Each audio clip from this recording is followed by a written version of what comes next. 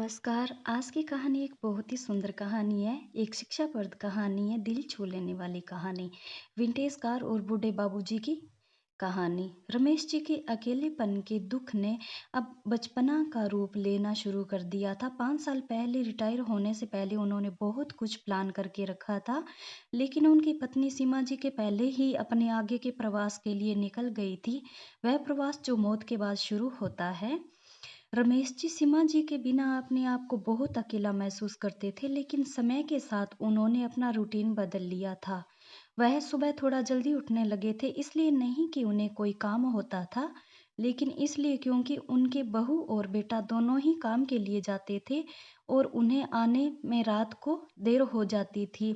इसलिए सुबह चाय नाश्ते के दौरान उनके साथ थोड़ी बातचीत हो जाए तो अच्छा रहेगा, यही सोचकर सबसे पहले उठ जाया करते थे, लेकिन दोनों के ही पास उनके साथ बोलने के लिए टाइम ही नहीं था। नहीं नहीं, आप कोई गलतफहमी मत पाल लीजिएगा। ऐसा नहीं था कि वह रमेश जी के साथ अच्छा बर्ताव नहीं करते थे या किसी सीरियल्स में जैसे दिखाते हैं वैसा बर्ताव करते थे। उन्हें अपने बहू और बेटे से कोई शिकायत नहीं थी। दोनों ही अपने पिता और ससुर से जैसे बर्ताव करना चाहिए वैसा ही बर्ताव करते थे।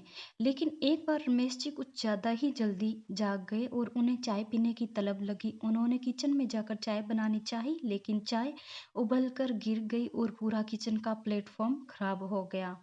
बहू ने ससुर को तो कुछ नहीं कहा, लेकिन उसे गुस्सा जरूर आया था और वह उसकी बॉडी लैंग्वेज से साफ दिखाई पड़ता था। उस दिन तुरंत बेटे ने उनसे कहा कि बाबूजी, हमारा पूरा काम खत्म होने के बाद मैं आपके लिए चाय लेकर आया करूँगा आपके रूम में।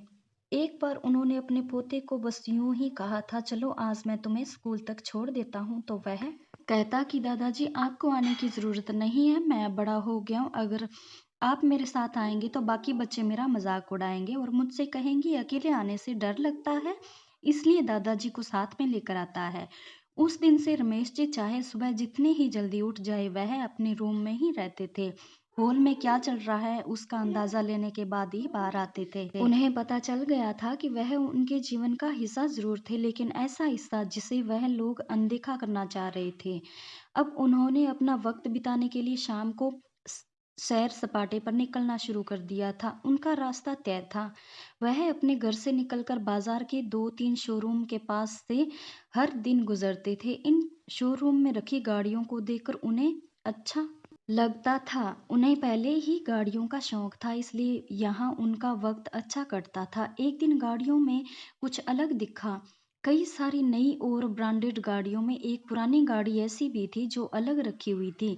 उसके लिए अलग जगह थी, उसे अलग तरीके से सजाया हुआ था। कुतूहलवश उसे देखने के लिए वह अंदर गए तो एक नए चमचमाते कपड़े पहने हुए सेल्समैन उनकी तरफ आया और बोला, आइए सर, कौन सी गाड़ी देख रहे हैं आप? रमेश जी हिचकिचाते हुए बोले, नहीं, मैं सिर्फ देख रहा था, मुझे खरीदनी नहीं है।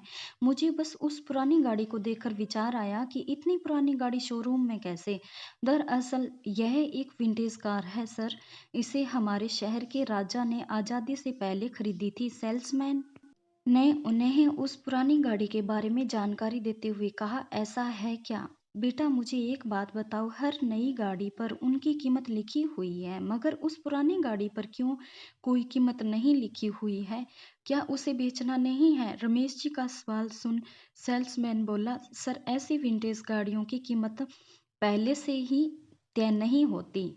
इनके सही कस्टमर को ही इनका सही मूल्य पता होता है। अगर थोड़े शब्दों में कहूँ तो यह गाड़ी महंगी से ज़्यादा मूल्यवान होती है। रमेश जी उस शोरूम से बाहर गए। कोई विचार उनके मन में कौंध रहा था, लेकिन क्या वह उन्हें समझ में नहीं आ रहा था। ऐसे ही कई दिन गुजर गए। अब आते जाते रमेश जी उस पुरानी गाड़ी को बड़े प्यार से देखते थे। कुछ दिनों के बाद उन्होंने देखा कि उनके बहू, बेटा और पोता सभी ने छुट्टी ले रखी थी।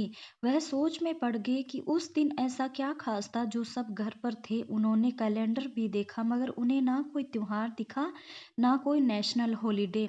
रमेश जी अपने पोते के साथ खेलते हुए समय बिताने लगे। तब पोते ने कहा, दादाजी पता है आज स्कूल में क्या हुआ? आज स्कूल के सामने जो रास्ता है वहाँ वहाँ पर एक 100 साल पुराना पेड़ था। रोड बनाने के लिए उसे तोड़ने वाले थे। तभी वहाँ पर कुछ लोग मोर्चा लेकर आ गए। फिर उस पेड़ को उस जगह से साबुत यानी पूरा का पूरा ही हटाकर दूसरी जगह पर लगा दिया गया। हमारी टीचर ने हमें समझाया कि चाहे वह पेड़ पुराना था लेकिन वह 24 घंटे ऑक्सीजन देता था। रमेश जी को वही अनजाना सा विचार और फीलिंग आई जो उस विंटेज कार को देखकर आई थी।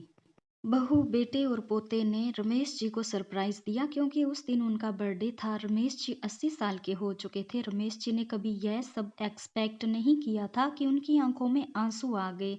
बहू ने उस दिन उनके पसंद का खाना बनाया था और बड़े प्यार से उन्हें परोस रही थी। सभी ने रमेश जी के साथ पूरा दिन बिताया और ढेर सारी बातें की। तब रमेश जी को वही फीलिंग आई। इस कहानी से हमें एक सीख मिलती है कि क्या हमारे माँ बाप बूढ़े हो जाते हैं तो क्या उनके जो दिल में जो प्यार होता है हमारे लिए वो क्या कम हो जाता है?